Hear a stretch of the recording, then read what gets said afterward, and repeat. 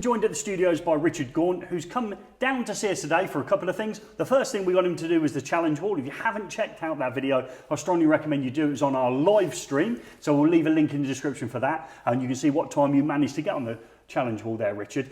Now, we get asked a lot on the channel, a lot of the comments say to us, how do I become an electrician? Or how do I retrain to become an electrician, or how do I get into the electrical industry? And that's something you're currently trying to do, is that right, Richard? It is, yeah. Yeah, so talk me through your mindset. Then you currently got a job and a family, I take it? I do, yeah. And how are you going about retraining them? At the moment, I'm at evening college. It's a bit more tricky because we have to do distant learning. Right, okay. For me, it's Monday and a Tuesday evening after work. So work full-time in the day, yeah. And you're going to go to college and doing level 2 City and Guilds, is that correct? It is, yes. Yeah, so that doesn't mean you can be an electrician. So that's the first thing people will say. You know, can you become an electrician in the evening? Yeah. From my experience of teaching for 19 years, I would suggest the traditional way of saying I'm an electrician, probably not. Okay, so that's the first thing. You'd have to do an apprenticeship, you'd have to complete the standards, you'd have to complete a AM2 skills test, and what people keep calling an MVQ, which doesn't exist anymore, which is a portfolio. However, before you turn off, I still believe that the route you're going is the right one as an adult and can lead to an apprenticeship, but certainly can lead to working in the electrical industry. Were you made aware of that when you started your training? No. No? and I will address this one as well. What the perspectives being the catalogue that you looked at before you went to college, will not say in there, at the end of this course you're going to be a pilot, at the end of this course you're going to be a Michelin star chef or a doctor. So it probably didn't say in there you're going to be an electrician.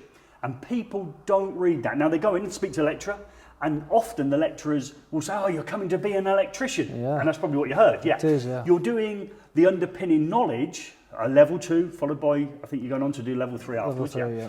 Which is required to be an electrician, and an electrician will train at level 3 only under the apprenticeship standards. There's no level 2 for an apprenticeship.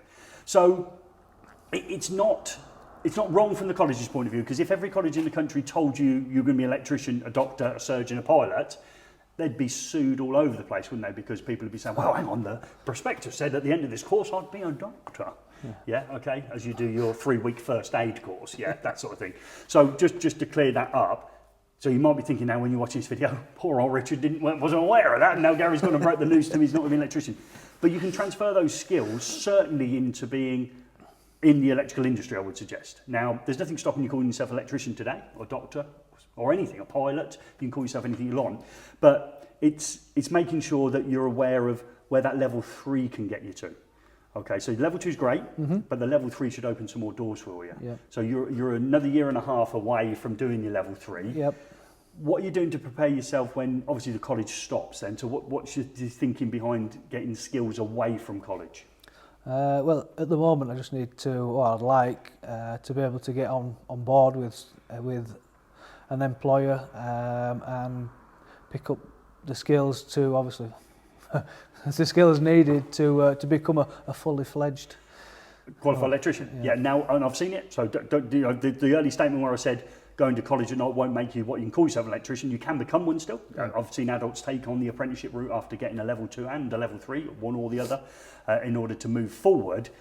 But it's also, there are other opportunities. So for instance, if you've got some electrical experience, we have to get, and I recommend it to everyone that they do, even as adults, I don't call it work experience, it's going out on site, because you watch a lot of the vlogging YouTubers, don't you, that are out there? I do, yeah. Yeah, you do. You watch them all, don't you? Yeah. Okay. And I get phone calls and messages saying, oh, I've watched, let's name them, Chris. I've watched Nick. I've watched who else can we say? Well, Secret Millionaire. Yeah, I've watched these on YouTube, and it becomes aspirational, doesn't it? I mean, it's quite fun to watch and all the rest. The reality is a little different. So I always recommend you try and get some work experience. And we think we can offer you some experience here, don't we? We're doing some work that we think we can get you some experience on. But again, you've got a job that you're quite secure in at the moment. You've had it a while, yes? Yes. Yeah, and to leave that to go and do something you haven't tried before might be a bit of a risk. So I recommend you do a bit of work experience. Let's say you get your level 3. The chances are that you could probably turn that into, and again, this is where there'll be loads of comments below, something that people would probably call a domestic installer. So somebody who's competent enough to work in domestic dwellings would have to prove that competency. through either inspections from people like NIC, NAPIT, Stroma, etc., and to prove that they're competent within that area. Now, you've got to think to yourself, I've got to build up the experience to be competent in that area. So that means taking on work and getting work experience and building up your contacts. Yeah. And then the latest edition of the wiring regulations and probably a testing course. You've heard of things like the 239 I have, yeah. 1 or 52. Yeah. So you're probably going to have to collect those as well. You could go and work for a company with other electrical members in the team, and you could work alongside them as well. But it's being able to call yourself a qualified electrician is the one where you're probably going to need to finish that apprenticeship route, which they probably didn't talk to you about college, did they? They didn't, no. No, okay. Breaking news. So did you think then, at the end of the level 3, you could probably go out and call yourself an electrician? I did, yeah. Yeah. And so I was sort of trying to flip it around a little bit. If you were laying perhaps, I don't know, on a surgeon's table or got onto an aeroplane, so one or the other, pilot comes over the tannoy and says, welcome to, name the airlines of choice. Yeah. I've been going to night school for the past 3 years, never really flown one of these planes in real life, but I'm a pilot. I'd imagine you'd quickly get your luggage out of the overhead compartment when you'd scurry away. Likewise, if you saw the scalpel coming towards you and the doctor said, I've never actually performed open heart surgery, but I've done it in the evening. You can see what I'm saying. So it can be done in a different way. But I think it needs, like you're aware of, you need to build up work experience, which is an odd word as an adult to do. Same for the younger people. Build up work experience, get your underpinning knowledge, and perhaps try and get a job which could lead you to fully qualification. But think to yourself, maybe I could move into working in an electrical team or working for myself in a domestic setting if I've got the skills that the competent person schemes require. Yeah. All right, okay. You all right with that? Yep. You'll ask me some more questions now. I've talked for ages. So anything else you want to know for digging around? So you obviously mentioned that you don't become a fully qualified electrician overnight after passing your exams. No. So what do you need to then go on to? You say you obviously finish go do an apprenticeship. Yep, can do. Is it the AM1, AM2? Right, so AM1 doesn't exist anymore, used to. There was an AM1 when I first started back in the day. It's an AM2S now. There is an AM2E, which is an experience route. So if, for instance, you'd have done these courses, say, 10 years ago, and you'd thought yourself was working as an electrician, then all of a sudden you think, hang on, I've looked at my qualifications and actually I can't call myself a qualified electrician because I only did night school, or I went to school as college at 16 and did a couple of qualifications.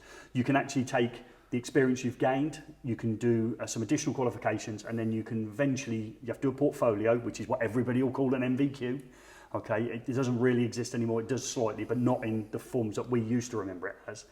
And then you can go and do AM2E, which is the experience route, exactly the same as AM2S, but pieces together to become an experienced qualified electrician for the people who've been practicing as electricians but actually weren't electricians. And again, if you know more details on AM2E, I've read it once, leave those comments below. Don't hammer me at this stage, just say, oh Gaz, no, it's this, it's that, it's the other. So that, look on Net's website about AM2E.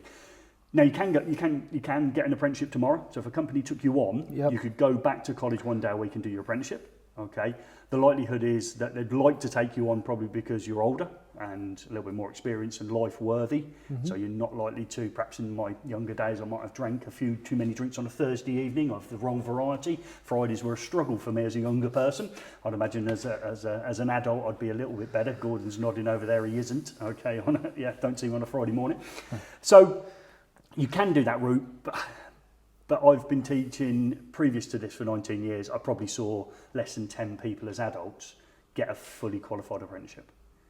So I've probably taught thousands. Right. Yeah, so it is difficult, but I've taught a lot of people that were butcher, baker, candlestick maker who changed their jobs from that and became in the industry with their qualifications at college in the evening, the regulations course, the test inspection course, and got themselves recognised within either the company they work for or working for themselves as what they believed was as close as they could possibly be to being an electrician.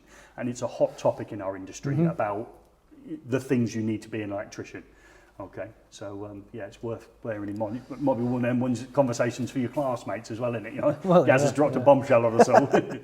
But you can see it from the airport. You know, you've got No, the yeah, I pilot's done totally 3 get- years no, of I college. You're not totally really get going to that. go with it, are you? No, I get that. I totally So, get that. Yeah. Yeah. So, favourite YouTube stars then? Who are your favourite YouTube stars? Put me on the spot a bit there. Now. Sorry, I thought you said Gary and Gordon then for a minute. Sorry, I didn't quite catch you there, Richard. I did. I said Gary and Gordon. And if it wasn't us, who would it be? Who's the one you like watching the most? The CJR. I think he's quite funny at times, but I'm sure I'm going to get hammered for that. No. I've got a lot of respect for all of them, and I genuinely like them all. So I don't favour any over another. But I do like Chris. I don't mind them. I like them all, to be quite honest.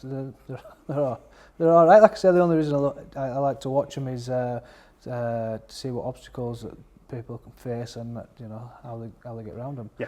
And things that they come across as well. And have you installed your own home networking system at home? Haven't you got your own Cat6 cables sprayed everywhere? You're already into that? Yeah, there's a few rooms that have been set up with a Cat6, and there's a bit of a switch and whatnot set up in the loft, and touched on with some of the smart appliances. Yeah, good. And I think that's a sensible thing in the position you are. Perhaps pick the areas that the traditional electrician doesn't want to go down. Smart is being one, maybe looking at EV charging, DC storage, solar PV as it comes back. Yeah. Try and sort of think to yourself, no, I'm going to specialise in these areas and do some additional courses, get yourself on the training.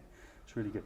Well, we thanks Richard for popping into us, even though we've probably destroyed the myth of the evening course that he's currently on, and all his classmates are probably going to be... I'm quitting.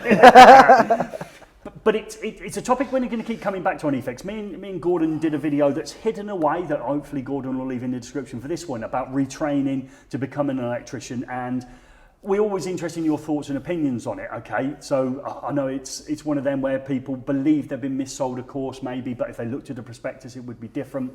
Sometimes it's just the language the lecturer uses. We're training to be electricians. I know I never used to. Yeah. I used to say to people right at the start, at the end of the course, what you'd get, and you can leave and get your money back and all the rest of it. So it's too easy to say in it, we're doing pottery at the end of this course, we'll all be able to make a pot. We're doing electrical course at the end, so we'll all be electricians.